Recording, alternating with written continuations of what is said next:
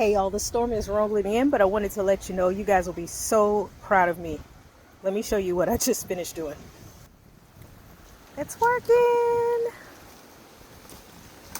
We officially have drip properly distributed to the beds.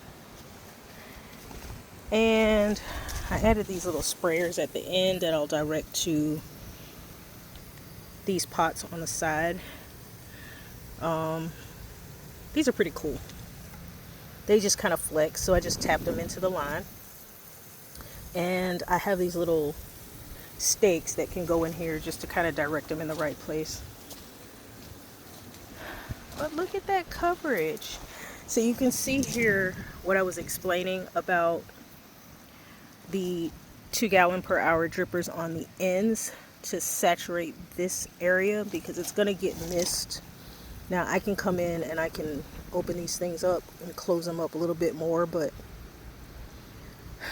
I'm not about to get struck by lightning fooling around with that. But I'm just going to let this system test for about 10 minutes. We'll go ahead and saturate the soil that was put in here. And we are almost ready to plant this thing up.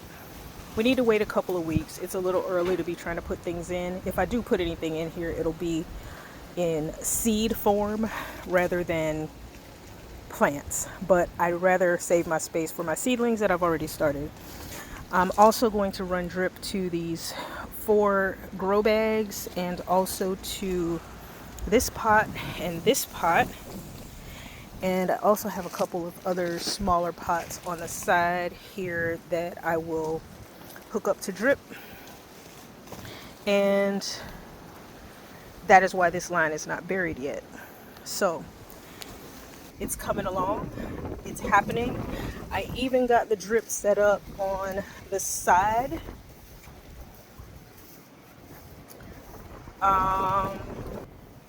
This was the bed that had the Swiss chard in it. There are 2 lines in this bed. I buried the soaker hose that was already in here, and I just brought the soil level up and I dropped in some sprayers on the top.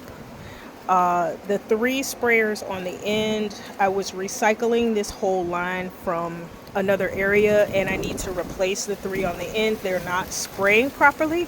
Hopefully you guys can hear me. It's kind of windy. So I'll replace those to get better coverage in that bed. Other than that, it's covering well. And then these all have a 2 gallon per hour dripper. I'm going to pull this rose up and give it some new soil to bring the level up, and then I'll plant something in these other 3 pots.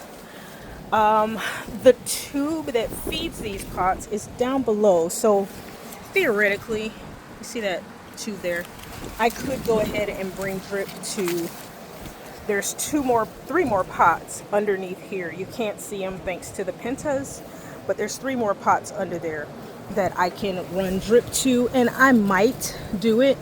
There's actually a strawberry that's under here, and it's still alive even though it's getting absolutely no sun.